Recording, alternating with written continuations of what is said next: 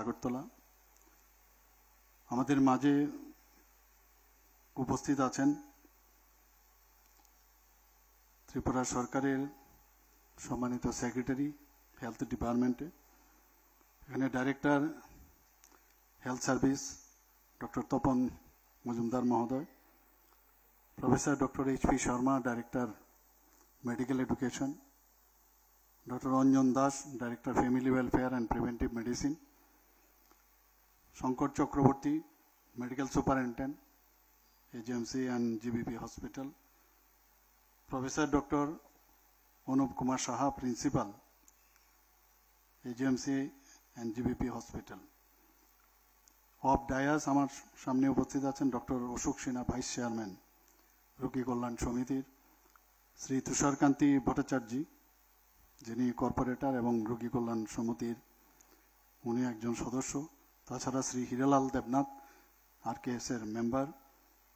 আমার সামনে উপস্থিত সমস্ত faculty members, professor, associate professor, assistant professors এবং যারা সিনিয়র রেসিডেন্ট থেকে শুরু করে জুনিয়র রেসিডেন্টস এবং সমস্ত যারা ডক্টরসরা এখানে উপস্থিত আছেন এবং এখানে উপস্থিত রিনাউন্ড ডক্টরসরা এখানে আমি দেখতে পাচ্ছি। তাছাড়া যারা হেলথ প্রফেশনালস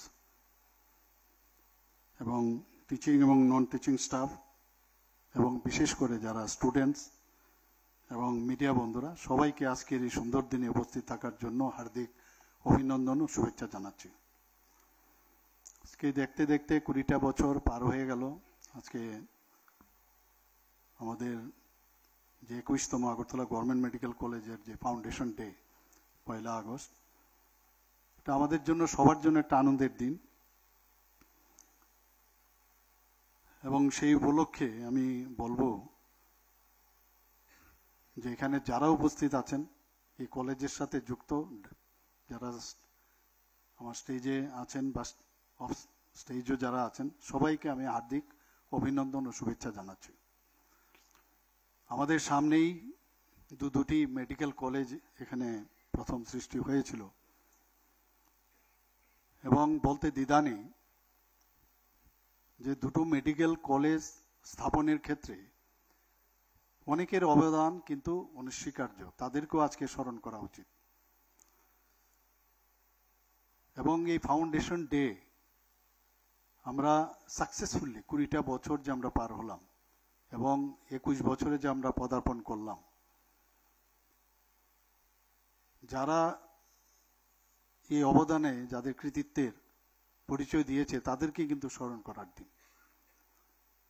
এখানে আমার পূর্ববর্তী বক্তা আমাদের সেক্রেটারি গীতে যে এখানে বলেছেন যে এই কলেজ এখন সারা ভারতবর্ষের মধ্যে, নর্থ ইস্টার্ন রিজনের মধ্যে তো আছেই, কিন্তু সারা ভারতবর্ষের মধ্যে এখন কিন্তু একটা বিশেষ একটা স্থান কিন্তু অলরেডি নিয়ে নিয়েছে। আমরা চাই এই কলেজের এক্সট্রিম যা যা ফেসিলিটিস দরকার, বিশেষ করে স্টুডেন্টসদের জন্য, সেগুলো কোনো জায়গায় যেন খামতি না থাকে এবং সরকারের তরফ থেকে আমরা নিশ্চয়ই যে জায়গায় খামতি থাকবে সেগুলো আমরা পূরণ করব। আগে তো মাত্র ত্রিপুরা রাজ্যের জন্য মাত্র প্রথম একদম আমরা যখন ছোটবেলা, যখন আমরা দাদারা ছিলেন, তাদের তৎকালীন সময় 3টে-4টে করে MBBS এর সিট আসতো, পরবর্তী সময়ে 10টা, 12টা, 13টা এরকম। সেই জায়গায় আজকে ত্রিপুরাতে প্রায় 400 MBBS এর সিট, BDS এর সিট একটা আসতো। এখন এখানে এই গভর্নমেন্ট ডেন্টাল কলেজ আমরা করলাম, প্রথমে 50 সিটের আসন নিয়ে আমরা শুরু করি, সেই জায়গায় এখন 63 আসন হয়েছে। কালকেও আমি TMCর মধ্যে গিয়েছিলাম একটা ত্রিপুরা মেডিকেল কলেজের, সেখানে একটা প্রোগ্রামে, তাদেরও 100 সিট সেখানে আসন ওখানে আছে। তারও আরো 50টা সিট বাড়ানোর জন্য NMCর কাছে ওনারা অ্যাপ্লিকেশন দিয়েছেন। তো আমরা চেষ্টা করছি যাতে আরো 400 আছে, আরো 450টা সিট, আরো আসন সংখ্যা বাড়বে। এখানে আমরা দেখতে পাচ্ছি, এখানে যে আমার কাছে রিপোর্ট আছে, প্রায় গভর্নমেন্ট মেডিকেল কলেজে বর্তমানে প্রায় 150টি MBBS এর যে আসন এখানে রয়েছে। শুরুতে 100 সিট ছিল এখানে। 2019 সালের আরো 25টি সিট, যারা উইকার সেকশন তাদেরকে যে এনএমসি থেকে যখন দেওয়া হয় বা এমসিআই থেকে, তখন সেখানে 125টি হয়। পরবর্তী সময়ে 2024-25-এ সেখানে আরো 25টি আসন যখন অনুমোদন দেওয়া হয়, তাতে করে 150টি হয়। আমার কাছে, আমার যদ্দূর মনে পড়ে, আমাকে সেক্রেটারি মহোদয় বলেছিলেন যে আরো সিট ওনারা অ্যালট করেছেন, কিন্তু আমাদের যেহেতু অ্যাকোমোডেশন আরো বাড়াতে হবে, তখন আমরা বললাম যে আমাদের যেসব ইনফ্রাস্ট্রাকচার যেখানে পরিবর্তন দরকার সেটা আমরা করব, তাহলে আরো বেশি আসন সংখ্যা এখানে বাড়বে। এখানে আমার সত্যি আজকে এই যে ডাটা আমার কাছে আছে, আমি পড়ছিলাম, সেটা দেখে আমার খুব ভালো লাগলো যে 2025-26-এ যে 150টি যে আসনের অনুমোদন এনএমসি দিয়েছে, তার মধ্যে 118টি আসন আমাদের ত্রিপুরা রাজ্যের ছাত্রছাত্রীদের জন্য, এবং 22টি অর্থাৎ 15% যারা কেন্দ্রীয় সরকারের যারা নমিনি আছেন তাদের জন্য, এবং বাকি যে 10টি নর্থ ইস্টের রিজিয়নের, যেমন মিজোরাম 2টো, মেঘালয় 3টে, অরুণাচল 2টো, নাগাল্যান্ডের 3টে, তো সেখানের জন্য তাদের জন্য রিজার্ভ রাখা হয়েছে। বর্তমানে আমাদের এই জেএমসির মধ্যে এমবিবিএস এ মোট 525 জন পড়াশোনা করছে, বিভিন্ন first year, second year, third year, fourth year সব মিলিয়ে। এখন পর্যন্ত এই কলেজ থেকে প্রথম এই কলেজের ফার্স্ট ব্যাচ যেটা বের হয় 2005-এ শুরু হয়েছিল। 2000 আমি মহারাজজির সাথে আমি কথা বলছিলাম যে একই সাথে ত্রিপুরা মেডিকেল কলেজ এবং এই আগরতলা গভর্নমেন্ট মেডিকেল কলেজ দুটো কিন্তু একসাথেই শুরু হয়েছিল, কিন্তু তৎকালীন সময়ে এমসিআই সেটাকে অ্যাপ্রুভেল দেয়নি। তো 2005 এখানে শুরু হয়েছে, অর্থাৎ 2010-এ এখানে প্রথম এমবিবিএস এর যে ফার্স্ট ব্যাচ সেটা বের হয়। তো এই কলেজ থেকে এখন পর্যন্ত এমবিবিএস পাস করেছে প্রায় 1484 জন, এবং এর মধ্যে যারা বাইরের থেকে আসেন নমিনিও আছে। দেখা গেছে 1270 জন এমবিবিএস আমাদের ত্রিপুরা রাজ্যের ছেলেমেয়েরা। আমাদের জন্য ডাক্তারদের খুব সমস্যা, বিভিন্ন জায়গায় পিএসসি হোক এবং অন্যান্য যে আমাদের রুরাল যে হসপিটালগুলো আছে, রুরাল হসপিটাল, সেখানে আমাদের একটা খামতি ছিল ডাক্তারদের। তো এত বড় একটা সংখ্যা যখন বেরিয়েছে আমাদের এখান থেকে, তাদের বিভিন্ন গ্রামীণ এবং প্রত্যন্ত অঞ্চলে এই কলেজ থেকে এবং ত্রিপুরা মেডিকেল কলেজ থেকে যারা বেরিয়েছে, সেই সব জায়গায় আমাদের সেখানে ওনাদের দেওয়ার সুবাদে স্বাস্থ্য পরিষেবার মধ্যে কিন্তু একটা বিরাট একটা উন্নতি আমরা দেখতে পাচ্ছি। আগে তো আমরা দেখতাম বিভিন্ন জায়গায় ম্যালেরিয়া, ডায়রিয়া এবং বিভিন্ন যেসব এপিডেমিক শুরু হতো, সেইগুলো কিন্তু অনেকাংশে এখন কম হয়ে গেছে। পোস্ট গ্রাজুয়েশনের কথা যদি আমরা বলি, 2011 সালে এই কলেজ এখানে শুরু হয়েছে। টিএমসির মধ্যেও পোস্ট গ্রাজুয়েশন আছে। তো প্রথমে 10টি বিভাগে হয়েছিল, এখন 20টি বিভাগে পিজিও এখানে স্টার্ট হয়েছে। আমি আশা করি যে আগামী দিন এখানে সুপার স্পেশালিটি বা কেন শুরু হবে না, তো সেটাও আমরা চিন্তা ভাবনা আছে। আমি প্রায়শ কথা বলি, যারা আমাদের ডাক্তার, যারা অ্যাডমিনিস্ট্রেশনে আছে ওনাদের সাথে কথা বলি, প্লাস আমাদের যারা সেক্রেটারি লেভেলের তাদের সাথে আমি কথা বলি। পিজি কোর্সের এখন বর্তমানে প্রায় 89 আসন এখানে আছে, এবং 50-50 অর্থাৎ ত্রিপুরার জন্য 50 এবং যারা নমিনি, সেন্ট্রাল গভর্নমেন্টের নমিনি, তাদের জন্য 50। এখন পর্যন্ত প্রায় 234 জন ছাত্রছাত্রী এমডি এবং এমএস কোর্সে এখানে পড়াশোনা করছেন, কিন্তু 9 বছরে প্রায় 391 জনের মতো পোস্ট গ্রাজুয়েট কোর্স এখান থেকে তারা সম্পন্ন করে বেরিয়ে এসছেন। তো এগুলো তো আগে আমরা কোনোদিন ভাবতে পারিনি যে এখানেও মেডিকেল কলেজ হবে, পিজি কোর্স হবে। আগামী দিন আমি যেটা বললাম যে সুপার স্পেশালিটিও এখানে কোর্স শুরু হবে, তাতে করে কিন্তু আমাদের অনেক সুবিধা হবে। আমি প্রায়শ মাঝে মাঝে আমি এই হসপিটালে আমরা আসি, জিবি হসপিটালে, অনেক সময় সাংবাদিকরাও প্রায় এসে বলে জিবি হাসপাতালের এই সমস্যা এই সমস্যা। তো সেখানে এসে আমি কিন্তু দেখার পর বললাম সবকিছু থাকা সত্ত্বেও কেন আমাদের এইসব কথা আমাদের শুনতে হবে। এইমসের যিনি ডাইরেক্টর ডক্টর শ্রীনিবাস, বিখ্যাত পেডিয়াট্রিক সার্জন, ওনার সাথে আমি কয়েকটা প্রদেশের মধ্যে আমি ডায়াসে আমার সাথে উনি ছিলেন, এবং আমি দেখলাম যে উনি যে হসপিটাল ম্যানেজমেন্টের উপরে ওনার অসাধারণ দক্ষতা, এবং উনি এর বিষয়ে অনেক পড়াশোনা করেছেন। তো আমি ওনাকে ইনভাইট করলাম যে আপনি ত্রিপুরাতে আসুন, আমাদের আগরতলা গভর্নমেন্ট মেডিকেল কলেজ আছে, সব কিছু আছে, আপনি এসে দেখুন। তখন উনি ওনার টিম এখানে এসেছিলেন, আমরা ওনাদের সাথে কথা বলেছি, প্রায় অনেক দিন এখানে ছিলেন, 2-3 দিন খুব সম্ভব এখানে ছিলেন, এবং ওনাদের সাথে কথা বলার পর ওনারা ফিরে গেছেন। সেখান থেকে ওনারা রিপোর্ট আমাদের পাঠিয়েছেন যে হসপিটাল ম্যানেজমেন্টের উপরও যদি একটা কোর্স, যেটা এইমসের মধ্যে আছে, এখানে শুরু করার জন্য ওনারা বলেছেন, এবং সেটা এনএমসিও সেটাকে মান্যতা দেয়। তো সেইভাবে আমরাও চেষ্টা করছি। আমাদের ত্রিপুরারই একজন স্টুডেন্ট সেখানে ওনার আন্ডারে কাজ করছে এইমসে। তো ওকে সামনে রেখে আমরা বলছি যে আগামী দিন ওখানে আসবে। ডাক্তাররা কিন্তু অ্যাডমিনিস্ট্রেশনে যখন আসে, অনেক সময় আমরা ভাবি যে আমরা যেটা করছি ঠিক, কিন্তু সব কিছুরই কিন্তু একটা মানে দক্ষতার যে উন্নয়ন, সেটা কিন্তু সব জায়গার মধ্যেই তার বিভিন্ন পর্যায়ে বিভিন্ন ভাবে থাকে। তো হসপিটাল ম্যানেজমেন্টের জন্য যদি এই কোর্স কেউ করে, তাহলে যে আমার কথাগুলো আমাদের শুনতে হয়, এত কিছু দেওয়া সত্ত্বেও এই কথাগুলোর থেকে কিন্তু আমরা তার জবাব কিন্তু আমরা দিতে পারবো। এবং ওনারা এখানে আমাদের যে কথাগুলো আমাদের বলেছেন, আমি এর মধ্যে ওনাদের সাথে মৌ করতে যাচ্ছি দিল্লিতে। এর মধ্যে যখন যাব, সেক্রেটারি মহোদয়ের সাথে কথা হয়েছে, সেখানে গিয়ে আমাদের যারা সিনিয়র রেসিডেন্টরা আছে বা অন্যান্য যারা হসপিটালের সাথে যুক্ত, তাদেরকে ওখানে ট্রেনিং দেওয়া হবে, এবং সেই ট্রেনিং এর পরে এখানে আসবে, আসার পরে কিভাবে হসপিটাল বা কলেজকে কিভাবে ম্যানেজ করতে হবে তার বিষয়ে ওনারা ট্রেনিং দেবেন। প্রায়শ আমি এখানে দেখি যে আসন সংখ্যা মানে শয্যা সংখ্যা খুব কম।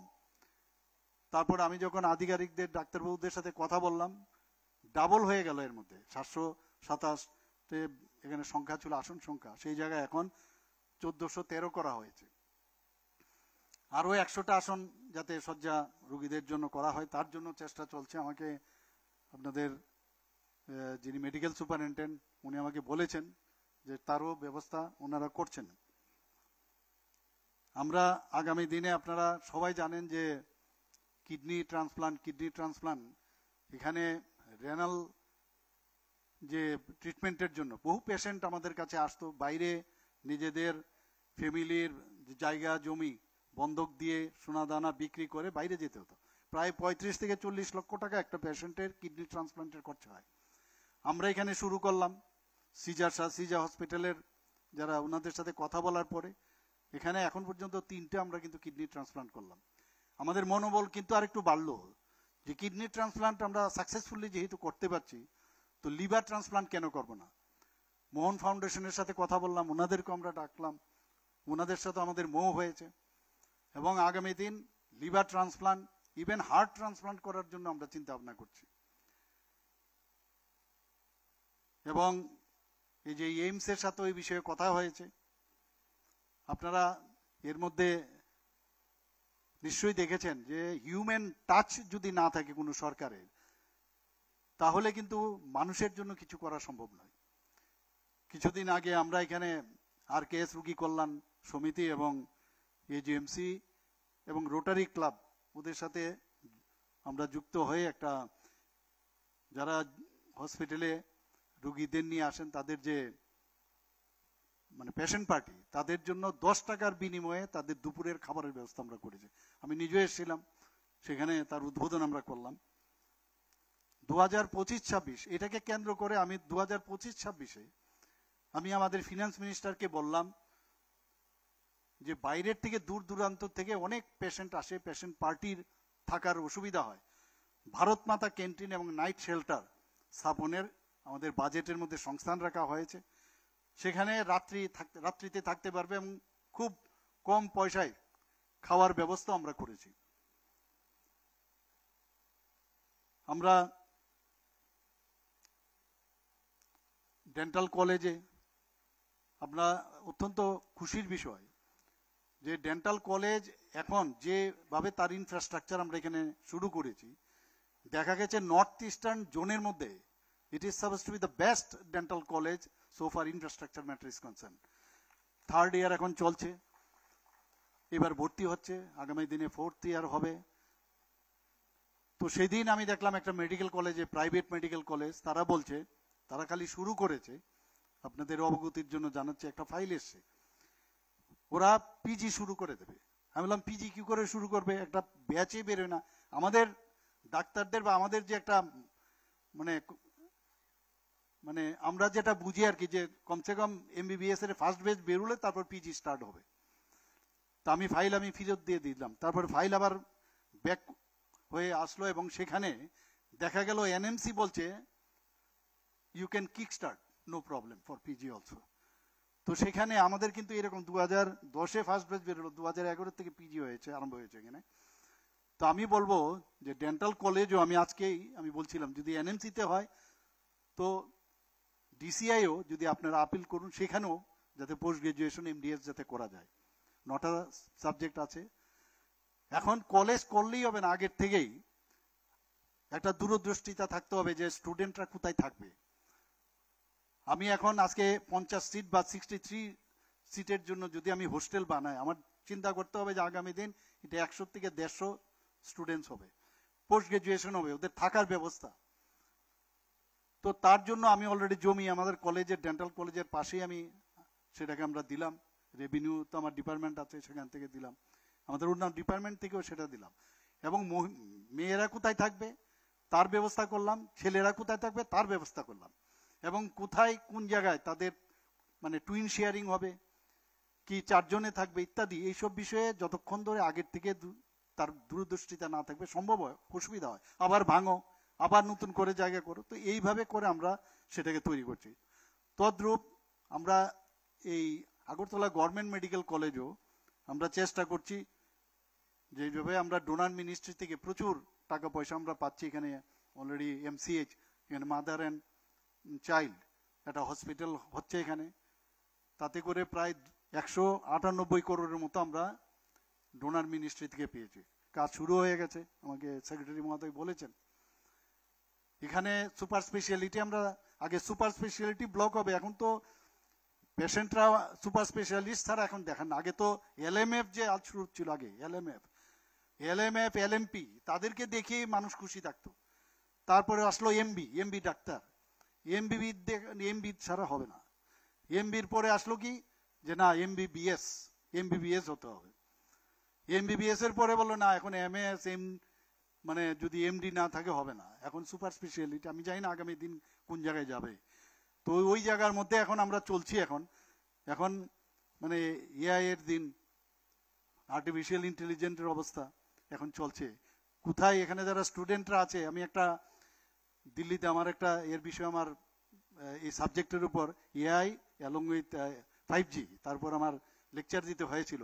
সেখানে আমি পড়তে গিয়ে আমি দেখলাম যে স্টুডেন্টরা এআই কে ব্যবহার করলে, যারা ওটিতে কাজ করছে, মানে ফিজিক্যালি না গিয়েও সেই যখন এআই কে ব্যবহার করবে মনে হবে as if he or she is in ওটি। মানে কোন জায়গায় আমরা চলে গেছি এখন। তো টেকনোলজির সাথে সাথে আমাদের এখন পাল্লা দিয়ে আমাদের চলতে হবে আগামী দিনে। আমি সত্যিই খুব খুশি এখানে যে অ্যাচিভমেন্টস কিছু সব না, achievements of AGMC and GBP hospital.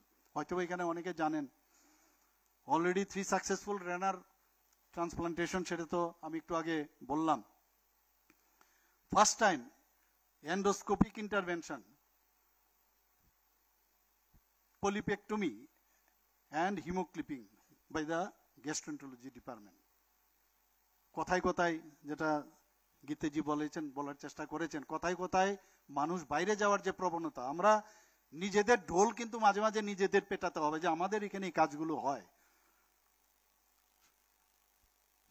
সংবাদ মাধ্যমে এগুলো বলা উচিত। কোথায় কোথায় চলে যায়, সামান্য একটা সিস্ট হয় তার জন্য চলে যায়। ছোট একটা বেনাইন টিউমার তার জন্য চলে যায়। ফার্স্ট এভার ইসোফেগিয়াল যে রিপ্লেসমেন্ট সার্জারি, কোলোনিক যে transposition done by the department of gastrointestinal surgery department. তো এটা তো সাংঘাতিক বিষয়গুলো, এগুলো এখানে হচ্ছে, তারপরেও মানুষ চলে যায়। 8 নাম্বার টোটাল হিপ রিপ্লেসমেন্ট এখন পর্যন্ত, এখানে টোটাল নি রিপ্লেসমেন্ট হয়েছে, এখানে পেলভি এসিটিবুলার রিকনস্ট্রাকশন এখানে হয়েছে ডিপার্টমেন্ট অফ অর্থোপেডিক্স থেকে। আমাদের টিএমসির মধ্যেও কিন্তু এই কাজগুলো হচ্ছে, কাজে একটা হেলদি কম্পিটিশন হচ্ছে। এই কাজগুলো নিয়ে আমরা আরো মানুষের কাছে বলা উচিত, তবে মানুষের যে বাইরে যাওয়ার যে প্রবণতা অনেকটা কমেছে, আগামী দিন আরো কমবে।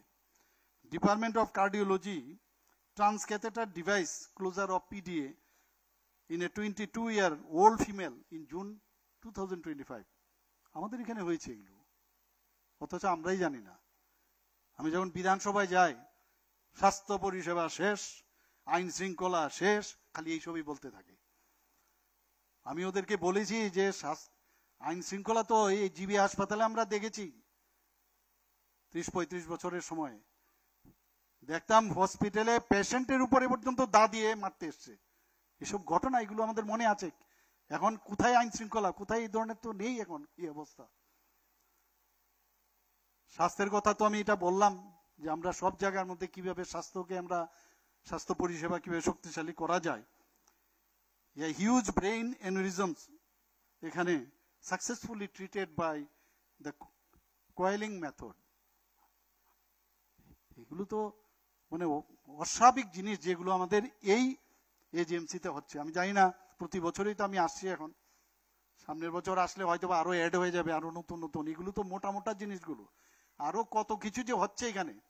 আর ডাক্তারবাবুরা কিন্তু সাধারণত যে কোনো ট্রিটমেন্ট করে ওনারা চান না খুব বেশি একটা প্রচার হোক, প্রচার বিমুখ সাধারণত থাকে। কিন্তু এখন প্রচারেরও যুগ। হয়তোবা এই মেডিকেল কলেজে এই কাজ করার সুবাদে হয়তোবা পয়সা ডাক্তারের পকেটে আসবে না, কিন্তু মানুষের পয়সা কিন্তু বাঁচবে। আমি আপনাদের অনুরোধ করব যে মানুষকে জানান দরকার যে এই কাজগুলো আপনারা মানুষকে বলুন যে আমরা এই কাজগুলো করছি। First ever sutureless aortic tissue valves replacement was done by the department of cardiology, এবং নর্থ ইস্টার্ন রিজনের মধ্যে প্রথমবার সেটা হয়েছে। The emergency department could bring down the mortality rate from 29% last year to 17%, 17% নিয়ে এসছে এখন। জীবিতে নিলে মরে দেবেন গা, খালি কয়। বলা উচিত GB Agartala government medical college এবং জিবি হসপিটাল মানুষের একটা আস্থার বিষয়, একটা বিশ্বাসের বিষয়টা। আমি অনেক সময় অনেক পেশেন্ট বলে এমুক নার্সিংহোমে নিয়ে গেছে, এমুক জায়গায় নিয়ে গেছে। আমি বললাম যাবে না, না কোনো একটা প্রবলেম যদি হয়, সিরিয়াস প্রবলেম, তখন কিন্তু ওই নার্সিংহোম আপনাকে বাঁচাতে পারবে না, ওই পাঠাতে হবে জিবিতে। কাজে বিশ্বাস রাখুন, পরিষ্কার পরিচ্ছন্নতা এইসব আমরা জানি, ওই যে আপনার চাকচিক্য থাকতে হবে, এগুলো তো আমরা করছি এখন। আমরা যেটা 250 কোটি টাকা খরচ করে যে সুপার স্পেশালিটি আমরা ব্লক করলাম, সেখানে আছে, সেটা তো থাকবে, কিন্তু আরো আস্তে আস্তে করে আমরা সেইগুলো আমরা দেখছি। আগে তো ভাঙা হাতলের, আমরা যখন চাকরি করতাম ভাঙা হাতলের এবং ওই যে টেবিল ভাঙা, তার উপরে ওই পর্দা কেটে, পর্দা সিস্টার কেটে ওই টেবিল ক্লথ বানাতো, এরকম অবস্থা ছিল। এখন কর্পোরেট সেক্টর আসাতে আমাদের যে মানুষের আশা আকাঙ্ক্ষা কিন্তু অনেকটা বাড়িয়ে দিয়েছে। আমরাও চাইছি যে এই ধরনের ব্যবস্থা সমস্ত হসপিটালে হোক, এবং সেইভাবে আমরাও কাজ করছি। এখানে যখন আমার ওই যেটা একটু আগে আমার পূর্ববর্তী বক্তা বলেছেন যে মুখ্যমন্ত্রীর সময় পুষ্টিতে অনেক পেশেন্ট আসে, আমার সাথে ডাক্তারবাবুরা থাকেন, দেখলাম যে বেশিরভাগ যে ট্রিটমেন্ট আমাদের এখানে ভর্তি করে এসছে অলরেডি। কোথায়? সেই আপনার বোম্বেতে টাটা সেন্টারের এখানে কোথাও রেখে এসছে, ভর্তি করিয়ে এখন ওনাকে সাহায্য করুন। আমি বললাম আপনাকে কে বলেছে ওখানে যেতে? কেন আপনারা যান? একটা দালালও কিন্তু থাকে হসপিটালের সামনে, কিছু দালালও থাকে শিলচর যাওয়ার জন্য বলে। টিএমসির মধ্যেও আছে কিছু দালাল চক্র বহু জায়গায়। পেশেন্ট যখন কোথায় আছে, আর টিএমসি ইয়েতে যান, ওই শিলচরে যান, কমিশন খায় এগুলো। এদেরকেও আমাদের চিহ্নিত করতে হবে, আমাদের দেখতে হবে এগুলো। শুধু এখানে না, অন্যান্য জায়গায়ও এই ঘটনাগুলো হচ্ছে, বিভিন্ন ডিস্ট্রিক্ট হসপিটালে হোক, সাব ডিভিশনাল হসপিটালে হোক, সিএসসিতে হোক, সব জায়গায় এগুলো আছে। আমাদেরও চোখ কান খোলা রাখতে হবে। আমাদের লোক কেন বাইরে যাবে? তো আমি ফোন করি এখানে, যখন এই ঘটনাগুলো এখানে আমাদের যে ডাক্তারবাবুরা আছেন, দেখা গেল প্রায় যতগুলো সমস্যা আমাদের এখানেই ট্রিটমেন্ট হয়। এখানে যে ক্যান্সার হসপিটালে, আমি এইমসের থেকে ক্যান্সারের যিনি বিশেষজ্ঞ ওনাকে আমি আনিয়েছিলাম এখানে, বলে এক পার ওখানে যা যা মেশিন আছে আমাদের এখানেও এই মেশিনগুলো মানে অ্যাজ গুড অ্যাজ এইমস যে প্রকিউর করেছে সেই রকমই আছে এখানে, কিন্তু তারপরেও চলে যাবে, রেডিয়েশনের জন্য চলে যায়। এখানে সার্জারিও হচ্ছে, আবার সার্জারির পরে, ক্যান্সার সার্জারির পরে রেডিয়েশন হচ্ছে, কেমোথেরাপি হচ্ছে।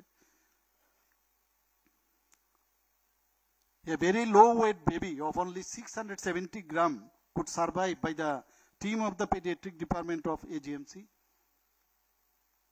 খবর আছে কেউ জানে?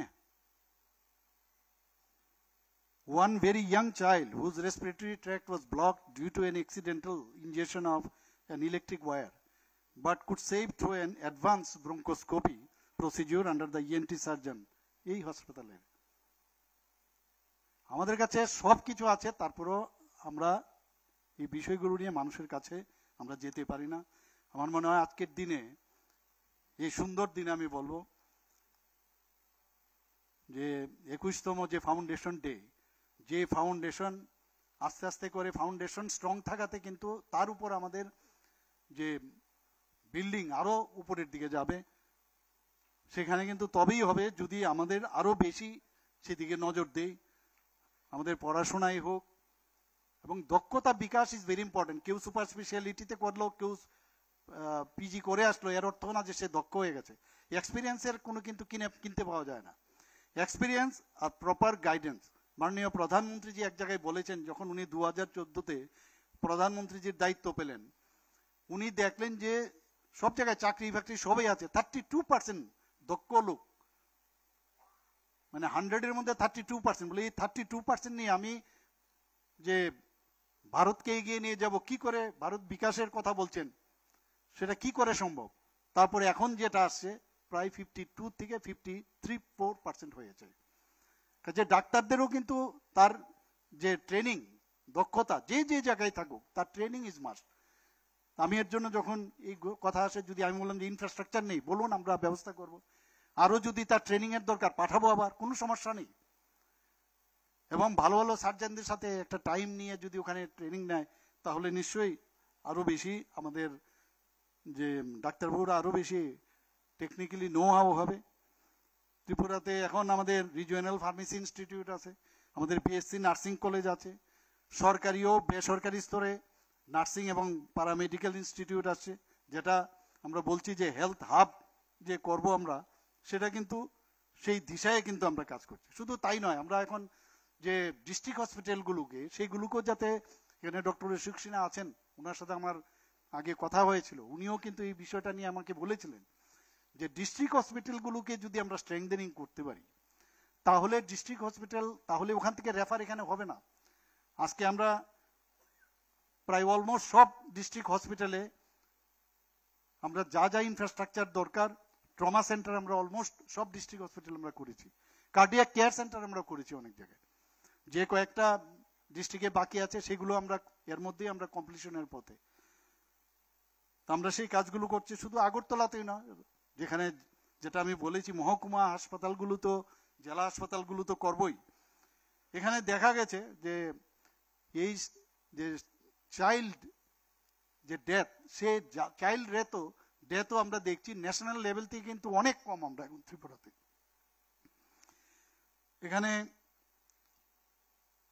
মাতৃকালীন সময়েও দেখা গেছে যে অনেকগুলো আগে ডেথ যে রেট ছিল শিশু এবং মাদা, তারও কিন্তু অনেকটা কম এসছে। এখানে যক্ষ্মা নির্মূলীকরণ, কুষ্ঠরোগ এবং বিভিন্ন যে টিকাকরণ, আমাদের এনএচএম থেকে ওনারা প্রচুর পরিমাণে কাজ করছেন। এখানে টেলিমেডিসিনের উপর প্রচন্ড জোর দেওয়া হচ্ছে। প্রায়শ দেখি খালি দেখা করার জন্য পেশেন্ট সবাই চলে যায় বাইরে। আমি বললাম যে টেলিমেডিসিনের জন্য 5,000 টাকা বলে, আমি ওকে 5,000 টাকায় আমরা দেবো, দিয়ে এতে পেশেন্ট এবং পেশেন্ট পার্টি দাঁড়াবে, এবং আমরা যাদের সাথে বড় বড় যারা এইমসের সাথে আমরা কথা বলছি, হচ্ছে এটা, সেখানে টেলিমেডিসিনের মাধ্যমে তার যে সাইন সিমটম সেগুলো কথা বলবে। দেখা গেল না গিয়েও অনেক কাজ হয়ে যায়। তো সেটাও আমি ফাইল অলরেডি সই করেছি।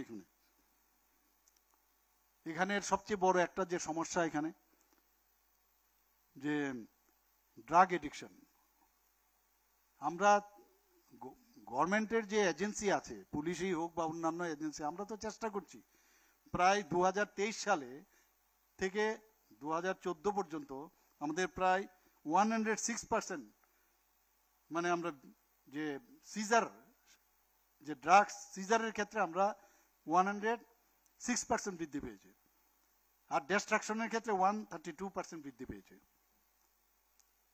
এইচআইভি নিয়ে আমাদের সবাই এখানে, সব ডাক্তার এখানে আছেন, আমি বেশি কিছু বলবো না, কিন্তু এইচআইভি আমাদের জন্য উদ্বেগজনক অবস্থা।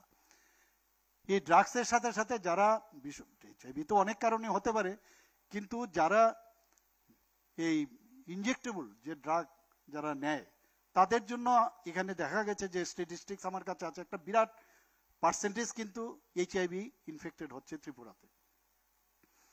এবং এইচআইভি যদি একবার কোনো কাউকে ধরে, সেখানে কিন্তু সেটাকে নির্মূল করা যায় না, আমরা সবাই জানি সেটা, কিন্তু ভাইরাল লোড যাতে কম করা যায় তার ব্যবস্থা কিন্তু আমাদের করতে হবে। এবং সাইন অ্যান্ড সিমটম অনেক সময় এইচআইভিতে কিন্তু বোঝা যায় না, তাহলে স্ক্রিনিং প্রচুর দরকার। সেইভাবে কিন্তু আবার সেটাকে লিগেলিও সমস্যা হয় স্ক্রিনিং করতে গেলে। তো এটা নিয়ে আমরা একটা মেকানিজম তৈরি করছি, কিভাবে বেশি করে স্ক্রিনিং করা যায়। এবং এখানে যখন এটা ট্রিটমেন্ট ঠিক টাইমে যদি না করা যায়, প্রথম অবস্থায় না ধরা পড়ে, তাহলে অ্যাডভান্স স্টেজে কিন্তু এইডস হয়ে যায়। আমরা জানি যে WBCকেই এইচআইভি প্রথমে টার্গেট করে, যাতে বডির যে ডিফেন্স ক্ষমতা সেটা যাতে কম হয়। এবং এইডসে কিন্তু মানুষ মরে না, অপরচুনিস্টিক যে ব্যাকটেরিয়া, ভাইরাস বা ফাঙ্গাস, তার কারণে কিন্তু পেশেন্টটা মারা যায়। কাজে আগে ভাগে যদি আমরা তাকে দেখতে পারি, বুঝতে পারি, সন্দেহ হয়, তাহলে টেস্ট কিন্তু করা উচিত। এবং যারা ড্রাগ এডিক্টেড তাদেরকে ওএসটি সেন্টার আমরা খুলেছি প্রচুর, সেখানে যাতে যায়, ডাক্তারবাবুরা যখন বলবে সমাজে, তাদের কথা কিন্তু সবাই শুনবে। রেট্রোভাইরাল থেরাপি আমাদের আছে এখানে, ফ্রিতে আমরা দিচ্ছি। সেই কাজগুলো আমাদের এইডস কন্ট্রোল সোসাইটির মাধ্যমে ওনারা কাজ করছেন, কিন্তু আপনাদের একটা বিরাট ভূমিকা কিন্তু আমাদের থাকতে হবে। আমরা যেটা আমি বললাম, আমাদের সরকার অত্যন্ত সংবেদনশীল, সেই কারণে যারা এইচআইভি আক্রান্ত 2000 টাকা করে তাদেরকে কিন্তু আমরা স্টাইপেন্ড দিচ্ছি, সেই ব্যবস্থা আমরা করছি। এবং তারা যাতে এর থেকে বেরিয়ে আসে তার জন্য আমরা অনেক কাজ করছি। এখানে মুখ্যমন্ত্রীর জন আরোগ্য যোজনা, যখন এই বিষয়ে আমরা কথা বললাম, ত্রিপুরা একমাত্র রাজ্য যেখানে সারা ভারতবর্ষের মধ্যে যে 100% মানুষ আজকে এই জন আরোগ্য যোজনায় তারা কিন্তু কাভারেজ পাচ্ছে, অন্য কোথাও নেই। অন্য জায়গায় ক্যাপিং আছে যে এই ক্রাইটেরিয়া না হলে হবে না, আমরা কিন্তু এখানে 100% সেখানে করেছি। প্রধানমন্ত্রী জন আরোগ্য যোজনা 5 লাখ টাকা করে প্রতি বছর, যারা যে ক্যাপিং, যারা গরিব মানুষ তাদের জন্য। আমরা কি করলাম যে না, কেউ যদি এই আওতায় অন্যরা যারা আছেন সেখানে তারাও যাতে আছে। এখানে চিফ মিনিস্টার জন আরোগ্য যোজনায় এখন পর্যন্ত প্রায় 17 কোটি টাকা আমরা কিন্তু তাদের যে দাবি সেই নিষ্পত্তি আমরা করেছি। প্রধানমন্ত্রী জন আরোগ্য যোজনায় 239 কোটি টাকার তারা যে ক্লেম করেছে সেটাও কিন্তু আমরা সেই নিষ্পত্তি আমরা করেছি। আমাদের national vector borne disease control programme NHM সেটাও কাজ করছে। National programme for prevention and control of diabetes, cancer, cardiovascular disease and stroke সেই বিষয়ে কাজ করছে। আমাদের মাননীয় প্রধানমন্ত্রীজি যে PM ডিভাইন প্রকল্প, তার থেকে আমাদের ডেন্টাল কলেজ যেটা আমরা শুরু করেছি, তারপরও আরো 202 কোটি টাকা দেওয়া হয়েছে। পাশেই আরেকটা বিল্ডিং, সেটারও কাজ শুরু হয়ে গেছে। এবং সেখানে যেটা আমি বললাম যে হোস্টেল কোথায় কোথায় হবে, সেই 202 কোটি টাকার মধ্যে সেটা হবে, কাজ শুরু হয়ে গেছে। আমি 2 বার সেখানে গেছি, আমি নিজেও যাই, কাজ শুরু হয়েছে কিনা। এই ড্রাগ এডিকশন নিয়ে আমাদের যে গভর্নমেন্ট অলরেডি ডিসিশন নিয়েছে যে সমস্ত ডিস্ট্রিক্টের মধ্যে একটা করে ড্রাগ ডি এডিকশন সেন্টার হবে at the rate of 20 crore। সেটার বিষয়ে আমরা অলরেডি কাজ শুরু করে দিয়েছি।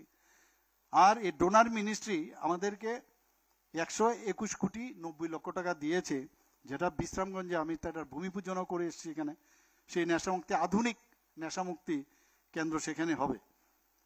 আপনারা শুনে নিশ্চয়ই খুশি হবেন যে চোখের এখানে ডাক্তারবাবুরা বসে আছেন, যে অনেক সময় কি হয় আমরাই বলি যে না এখানে রেটিনার সার্জারি হবে না বা এখানে ডায়াবেটিক রেটিনোপ্যাথির কাজ হবে না, অনেক সময় বাইরে চলে যেতে হয়। তো আমরা ডিসিশন নিলাম যে আয়ের উপরে যা দরকার এক্সট্রিম যা যা ট্রিটমেন্ট আমাদের ত্রিপুরাতে কেন হবে না। আইএলএস হসপিটালে যাওয়ার বাদিকের যে জায়গাটা অলরেডি আমরা চিহ্নিত করেছি, সেখানে একটা হসপিটাল হচ্ছে টার্সিয়ারি সেন্টার, এবং তারও বিল্ডিং কি হবে আমি নিজেও ছিলাম সেখানে বসে কতটা, কারণ অনেক সময় করার পরে দেখা যায় এমন সব দিয়েছে যে 3-4টে ওটি, মেজর ওটির। আমি বললাম আর এতগুলো ওটি করে এখানে কি করবে, এখানে তো একটা ওটি হলেই যথেষ্ট। তাছাড়া আয়ের মধ্যে ওটির যে প্রাসঙ্গিকতা সেটা কিন্তু অনেক সময় সময়ে হয়, বেশিরভাগই লোকাল অ্যানেস্থেসিয়া দেওয়া হয়।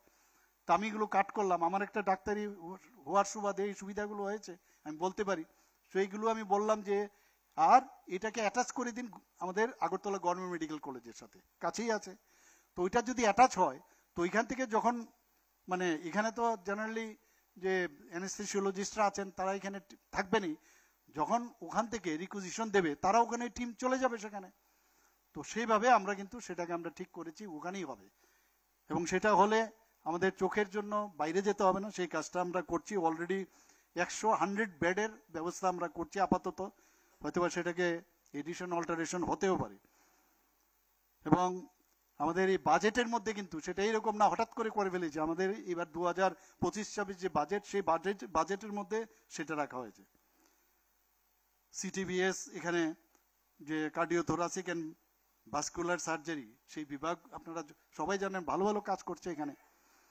আজকে এখানে যে শিশু ওয়ার্ড আছে সেটাকেও আমরা সংস্কার করেছি, পিআইসিইউ এবং জেরিয়াট্রিক ওয়ার্ড সেটাকেও আমরা নতুনভাবে সংস্কার করে সেটাকেও আরও ভালোভাবে করার পর আমরা সেটাকে চালু করেছি এখানে। আপনারা শুনে খুশি হবেন যে 15th ফাইন্যান্স কমিশন অলরেডি আমাদেরকে যে 100টি হেলথ সেন্টার যাতে আমরা ত্রিপুরাতে করতে পারি তার জন্য 30 করোড় অলরেডি স্যাংশন দিয়েছেন।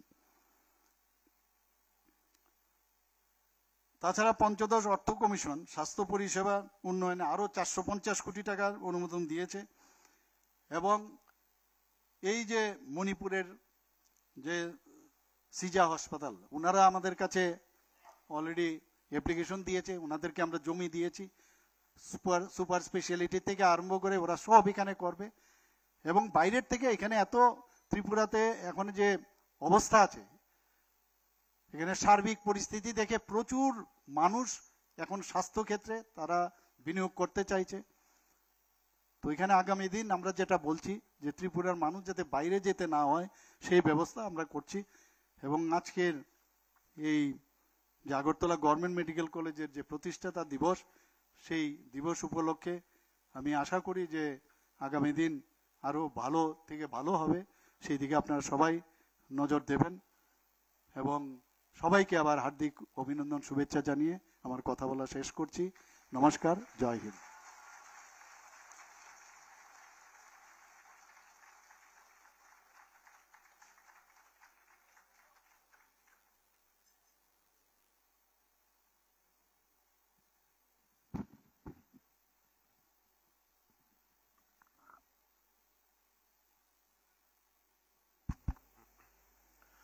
Thank you, sir.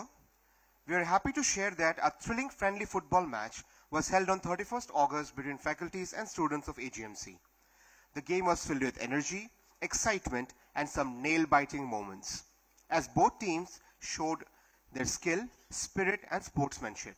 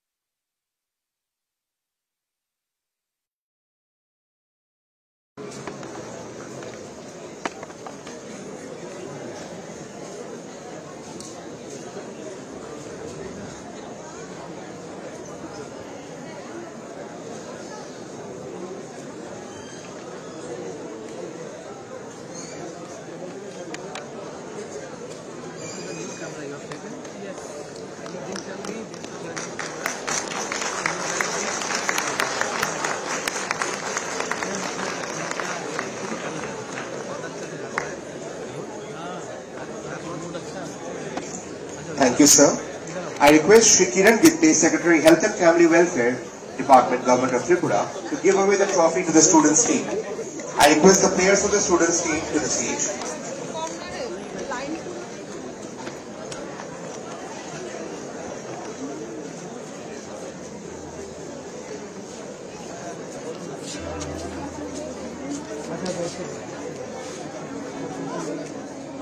ওটিপি কত দেখো তো একটু বাড়ান